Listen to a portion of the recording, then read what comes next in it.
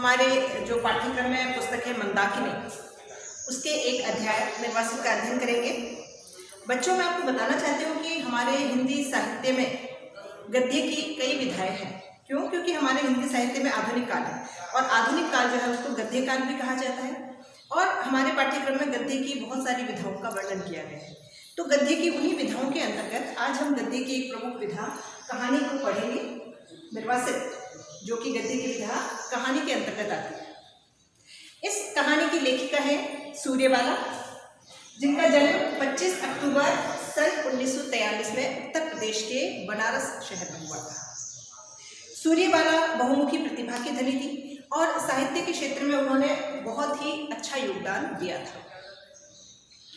150 से अधिक उनकी कहानी संग्रह, उपन्यास और व्यंग्यात्मक काव्य रचना उन्होंने की। उसके अलावा उनका एक उपन्यास मेरे संधि पत्र, जो कि 1975 में प्रकाशित हुआ, उसको काफ़ी सराहना मिली, काफ़ी लोकप्रिय रहा। इसके अलावा सूर्यबाला, जिनको साहित्य के क्षेत्र में बहुत सारे पुरस्कार प्राप्त हुए, उनमें घनश्याम दास पुरस्कार, सराफ पुरस्कार और प्रियदर्शनी पुरस्कार महत्वपूर्ण रहे। सूर्यबाला ने अपने साहित्यिक क्षेत्र में बहुत सारे काव्य संग्रह लिखे, जिसमें कहानी, उपन्यास, व्यंग्य, धारावाहिक प्रसिद्ध रहे। बच्चों, मैं आपको बताना चाहूँगी कि हमारे जो प्रश्न पत्र आता है बोर्ड का, उसमें आपके कवि और लेखक परिचय के 2 अंक होते हैं।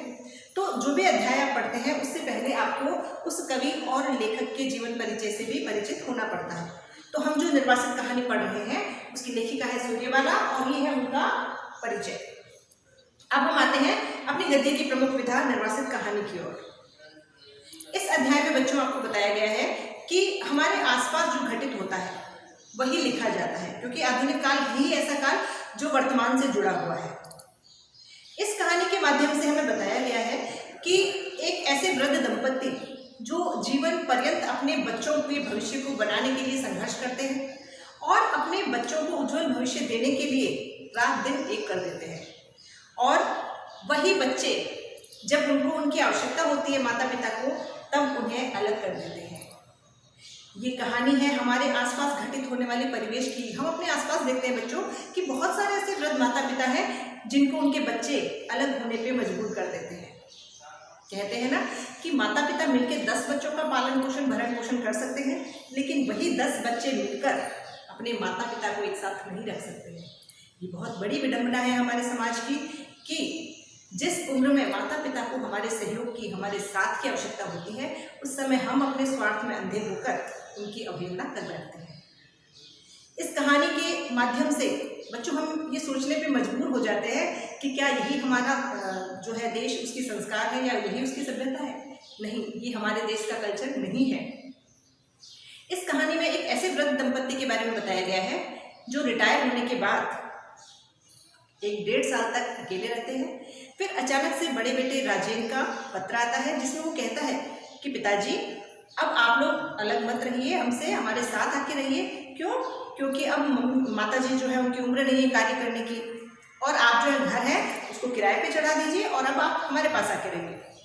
उस समय जब ये पत्र आता है तब माता पिता बहुत खुश होते हैं कि देखो हमारे बच्चे हमारी कितनी परवाह कर रहे हैं, वो हमें अकेला नहीं छोड़ना चाहते हैं। और जो घर को किराए पे देने की बात है वो तो गौण है, यानी उसका कोई मतलब नहीं, वो तो यूँ ही कही गई है। उनको हमें बुलाने का उद्देश्य है कि वो हमें अकेला नहीं छोड़ना चाहते। और जब वो रवाना होने की तैयारी करते हैं, जब जाने की तैयारी करते हैं, तब अड़ोस पड़ोस में, जैसे कि हम सब देखते हैं कि जब हम कहीं जाते हैं तो अड़ोस पड़ोस के लोग इकट्ठे हो जाते हैं कि ये लोग छोड़ के जा रहे हैं। तो बहुत से लोग होते हैं जो उनको कहते हैं बहुत अच्छी बात है, बेटा अधिकारी है, आपको खुश रखेगा, नौकर चाकर है, अब आपको कोई कार्य करने की आवश्यकता नहीं रहेगी।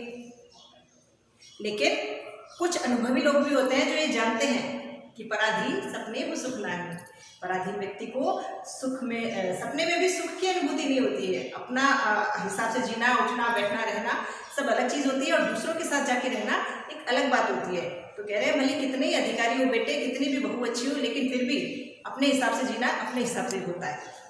इन सब बातों को अनदेखा करते हुए दोनों बुजुर्ग दंपत्ति जाने की तैयारी करते हैं, और एक एक चीज़ को जो उन्होंने अपने पूरे जीवन भर में कमाया था, देखो बेटा धन संपत्ति यही सब कुछ नहीं होता है।